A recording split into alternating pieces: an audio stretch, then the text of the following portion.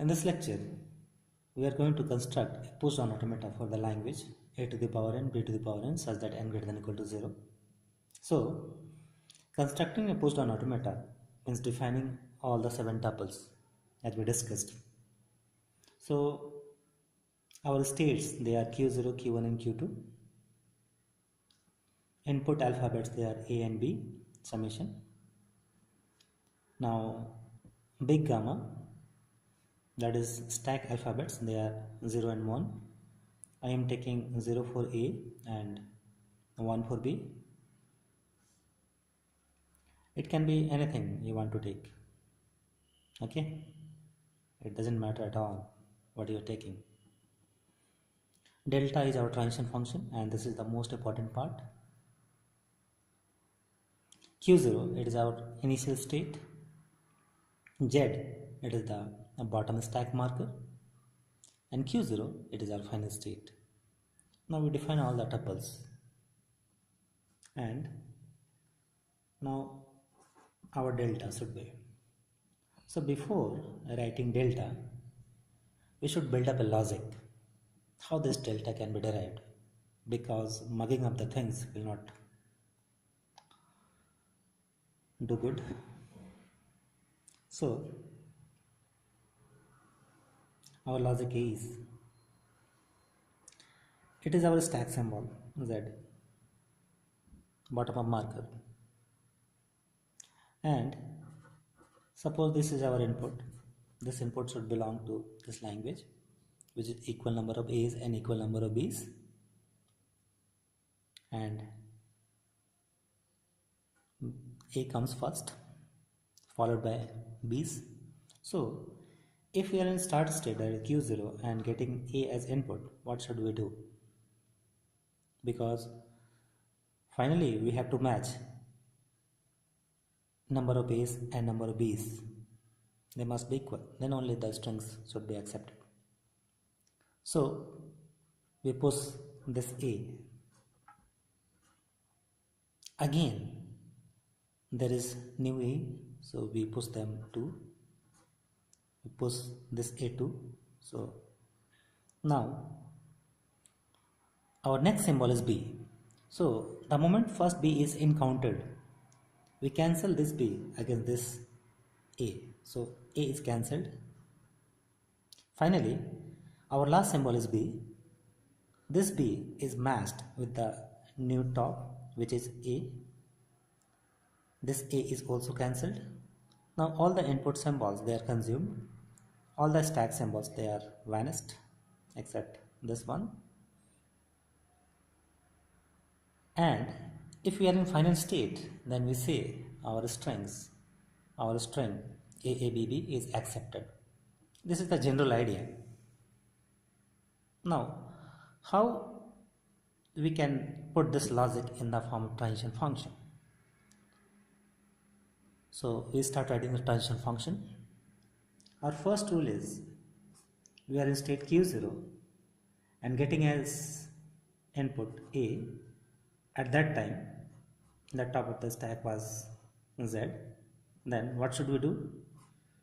We move to a new state Q1 and for A we push S0. So our new top becomes this 0. Now second rule is, we are in state Q1 and getting A as input. At that time the new stack top is 0. Then we are moving to state Q1, that is state remains same, and we are putting a new 0 on the top of the stack for this A. So it can be written with the help of double 0. We already discussed in the previous lecture. If you have any doubt about this transition function, refer to my previous lecture. Okay. Now these two rules take care about all the A's encountered. It means these two rules are going to push all the A's on the stack. The moment first B is encountered, so we will be in state Q1 when the first B is encountered. At that time, the top of the stack should be 0. Why 0? Because we're pushing 0 for A. Then we are matching a B with A. So we cancel or pop the first A from the top of the stack. So how could write this rule? We write Q2, it's our new state, and null, it means we are popping this 0. Okay?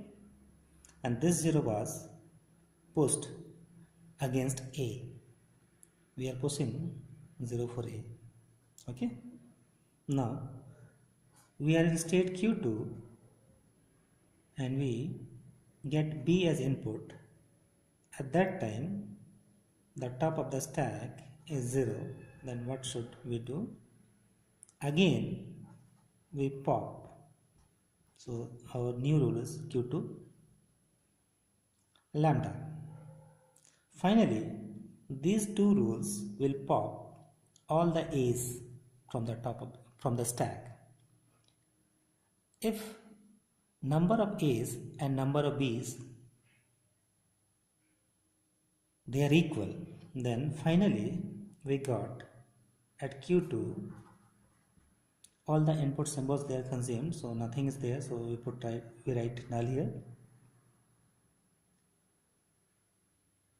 Okay, and the bottom stack marker Z is exposed.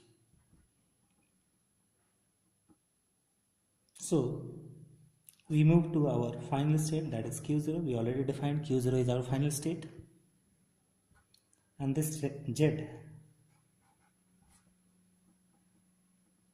is here. It is our bottom marker. So there are 5 rules, 1, 2, 3, 4 and 5. They will take care about all the strings which are in the form in a to the power n, b to the power n. Okay, so this is all about acceptance of the strings. In next lecture we see the acceptance of PushDown automata.